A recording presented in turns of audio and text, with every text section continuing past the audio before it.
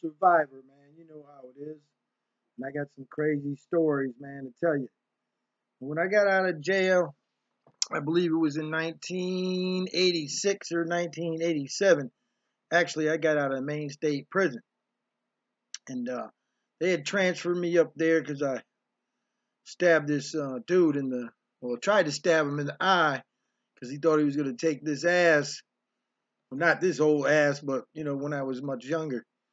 Um, So anyway, they sent me up to Maine State Prison on an interstate compact transfer. That's what they used to do before they had, so many prisons in all these states now. Before it was a money making operation. But anyway, I get out of prison, and the first thing I did is I went and bought a car because I made some money in there. And I went over to my Uncle Duke's house, my mother's brother, and I knocked on the door, and he's seen me. He's a meat cutter, 30 years. Lived in Milford, Connecticut. As soon as he sees me, he goes, "Well, how long this time?" I said, "What you talking about, Uncle Duke?" He says, "How long are you staying out this time?" I said, "Oh, I'm staying out this time." He says, "Well, if you want to stay out," he says, "you better stay away from your mother." So I just gave it a laugh, and maybe there was some truth to that. Yeah, maybe there was some truth to that. So anyway, we're sitting in his living room. We start talking, carrying on, and at one point I started laughing. He goes, "Oh, don't laugh like that, please." I says, "What's the matter, Uncle Duke?" And he's got the fan going around over his head in the living room, and he's sitting on the couch. And he said, "Well, your mother was here last week, and she was sitting in that same spot, and she started laughing, something like that. And all of a sudden, I got the feeling I was sitting with the devil herself." I said, "Come on, Uncle Duke, man, you got to be kidding me." He says, "No," he says, "I shit you not." And he genuflects, and he looks up, and he says, "I'm telling you." He says, "I knew as I was sitting here that I was sitting with the devil herself. Now she ain't the devil, she's one of the main minions." I says, "Oh, come on, Duke, you're being ridiculous." He says, "No, I'm not being." He says, "I'm dead serious." He's saying, "If you want to stay out of prison, you better stay away from her." And I says, "Well, Uncle Duke," I says, "I got to go up to Maine and get all my stuff from Ben and Sandy, my aunt and uncle up there, man. They came into prison and they got, you could wear your own clothes in Maine. And I had a lot of crafts and stuff. I was working in the showroom up there in the prison craft room. Because I got all my tools. They're holding my clothes. I got to go up there and get them. And I got to go up there over the weekend. And my probation officer, he don't want me to go. You know what I mean? So I got to sneak up there. And I ain't got money to have them ship the clothes. They want me to go out there and get them. Well, I says, "Well, she's, I know she lives up in Providence now in Dexter Manor, big old high rise downtown. And I'm thinking about maybe just, stopping by and saying hello." "Oh, no," he says, "don't do it. Don't do it." So, well, I'm in the car, I'm driving, and I'm thinking the whole time, man, am I just going to go by and not visit my mother? That would be a rotten thing to do. I mean, it's right off the exit. Well, I got there about 10:30 at night, get this big old building, bars on the floor, on the ground floor windows, knock on the doors, glass doors, and this guard comes. I swear to God, it seemed like another prison. So he comes out and he says, after hours, there's no visiting now. I said, "Well, I travel a long way up from Connecticut, man, and I'm trying to see my mom. I ain't seen her in a long time. I ain't seen her in 5 years." He says, "Who's your mother?" I says, "Oh, Ethel Smith or Brazo or maybe Stone. I don't know what name she's using right now." Well, all it took was Ethel because his eyes popped out of his head. And, like he had, like the demons, man, like he heard the demons or something. And he says, "Oh, Ethel, I didn't even know Ethel had a son." I says, "Yeah, well, here I am." I says, "Do you mind if I see her?" He says, "Well, I'll let you in because she's up right now. She's inside the rec bill." And anyway, I get inside and sneak up behind my mom. She's guessing who it is. And finally she gets pissed off. And I say, "Oh, it's me." And she's like, "Oh, what the hell are you doing out of jail?" I did have a lot more time left, but they let me out early, man. It was overcrowded. You know how that goes. So I told her I escaped. She says, "Oh my God, we better get you upstairs in my apartment. They got cops here, man." I said, "Nah, Mom, I'm just kidding." Anyway, we get upstairs. I tell her where I'm going. She says, "Well, you ought to take me along." She says, "I got some credit cards. Me and Darlene, we've been hitting up the health club. We go in there. I got the bolt cutters in my gym bag. Darlene keeps a lookout, and I got all types of credit cards. I really can't use a lot of them right now in Rhode Island, but I could use them up in Maine. They got those old click machines." She says, "I'll buy you gas and whatever, cigarettes if you bring me along." I says, "Ma, I really don't have a lot of room in my car, and I got a lot of stuff up there at Ben and Sandy's house. And besides that, Ma, you know, if Ben and Sandy seen you in the car, they're not going to let me get my stuff. They're not going to want me in the driveway." She says, "Oh, you can let me out somewhere before you get there and get your shit and come back and pick me up." I says, "Yeah, I guess I could." I says, "All right." So just as we're about to leave, Edna comes in, my sister Edna. She says, "Oh my God, my brother Steve, and nobody even told me you were out or you were here, blah, blah, blah, blah." And she finds out my mom's got the credit cards, and she's got credit cards too, that she wants to use, and she's going to buy me stuff, so, now I got two of them. Well, just as we're about to leave, my mother says, "Oh, we got to give Helen a ride." I said, "Ma, I'm not giving nobody a ride." She says, "Oh, but she'll pay $50, and she lives on the last exit in Massachusetts. It's right on the way." I says, "Ma, I'm not driving all over the place to find no Helen." "Oh, no," she says. "She lives right next door to me, right across the hall. All we got to do is go over there and get her, and we'll drop her off the way." I says, "Ma, how far is this place?" "Oh, it's her sister's house. She lives right off the exit, the last exit in Mass." I says, "Oh, my God." So we get over there next door to the apartment. There's this lady, Helen, in a wheelchair. Well, make a long story short, we're all piled in the car, man. I got this lady, Helen, in the back seat, my mother up front, Edna in the back with the lady, and the wheelchair's in the back. I ain't got any room in my vehicle to bring anything back. I was like, I don't know how the hell I got talked into this or why I even stopped there. It wasn't about the credit cards. I had money, man. I didn't need to be doing all that. I don't mess with credit cards anyway. So anyway, we get about 15 minutes on the highway, and this lady's like, "Oh, when are we gonna go to stop at the bathroom?" I says, "Listen, Helen," I says, "you got a long way to go. I got to get up there before my aunt and Uncle Ben leave, and get my stuff and be back, man. I'm gonna get in trouble with probation." And she goes, Ethel, didn't you tell him I got a bad bladder?" I said, "Oh my God." So we we stop. Every time we get out, got to get the wheelchair out, get her into the bathroom. My mother's buying stuff with the hot cards. Edna's buying stuff with the hot cards. I'm like, man, this is crazy. I'm not even going to get up there in time to get my stuff, the way things going.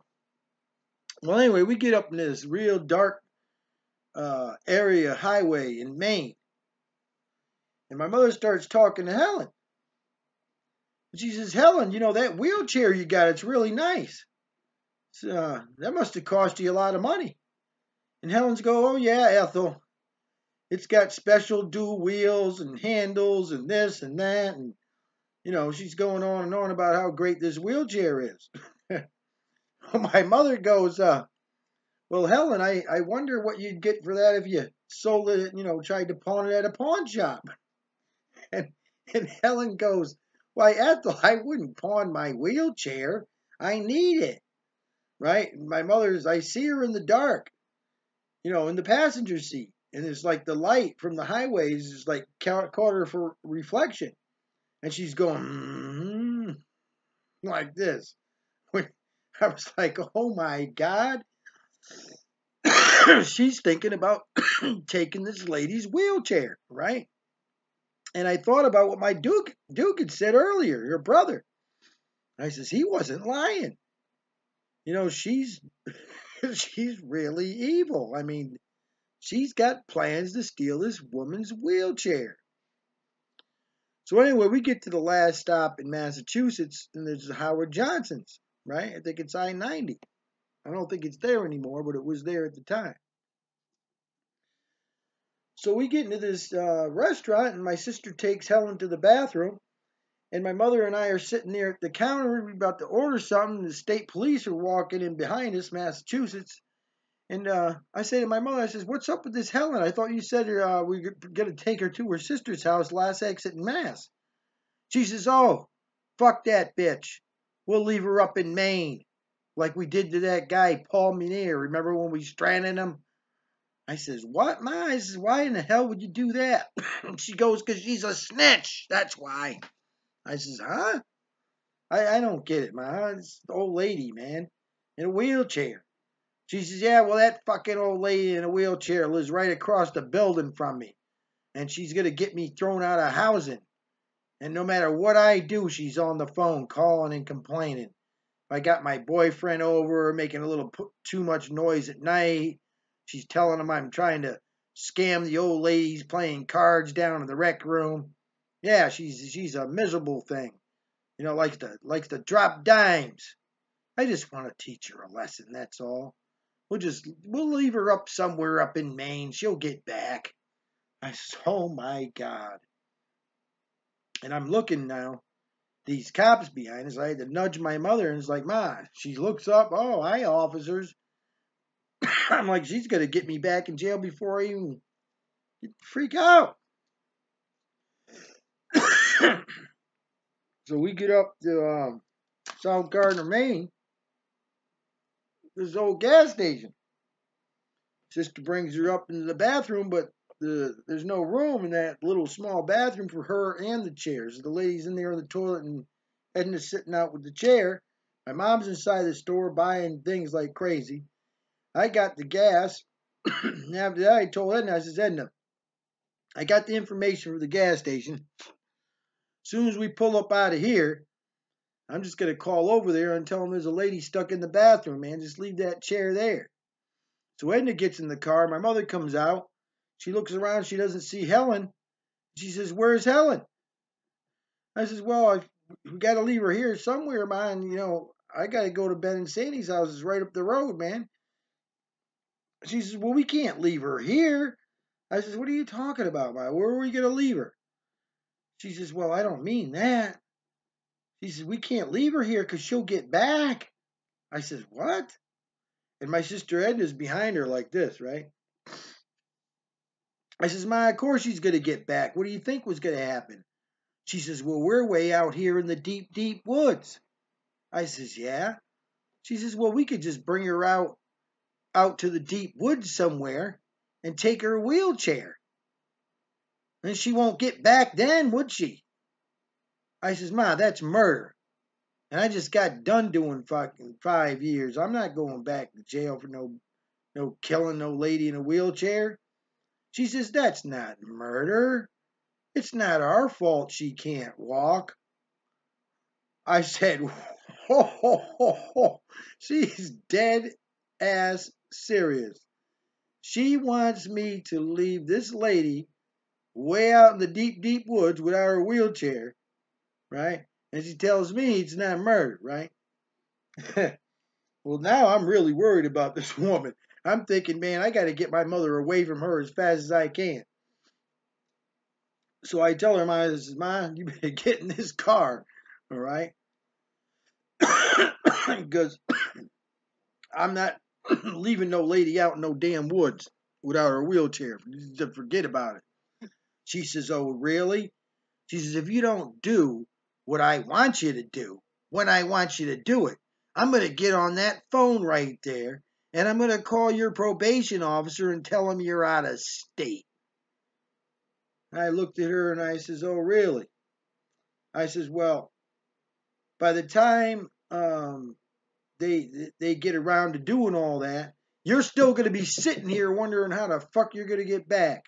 Now, get in the car, or that's it, man."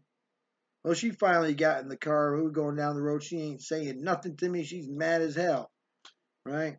In about 15 minutes of silence go by, and she turns over and she says, "Oh, and you owe me $300. I says, "What? What are you talking about?"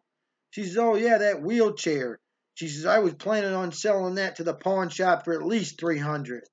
I was, I just, I just couldn't believe it, man. So I left her and Edna at a restaurant, went over to Ben and Sandy's house. I couldn't even spend time to visit with them. I felt really bad about it. I mean, they visited me up the Maine State Prison, every other weekend for like 2 or 3 years.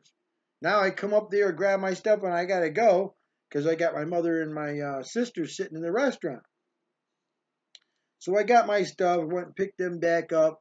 We go all over spending these cards, man, for like a day. We even got a hotel up there, right? So we come back to her building, right? And I'm helping my mother with all these bags get on the elevator, go upstairs. And right across the hallway is this big rec room with all the people in there, you know, wheelchairs, playing cards, vending machines, all that. And half the room, like there's about 100 people in there, about half the room, they're all staring at us and whispering, blah, blah, blah. And there's the lady. She had gotten back before we did and told everybody in the building that we had left her in the bathroom up in Maine. I was like, "Ma, I gotta go, man. I'm out of here. I'll pay another visit to you uh, real soon. Real soon, Mom. I'll be back."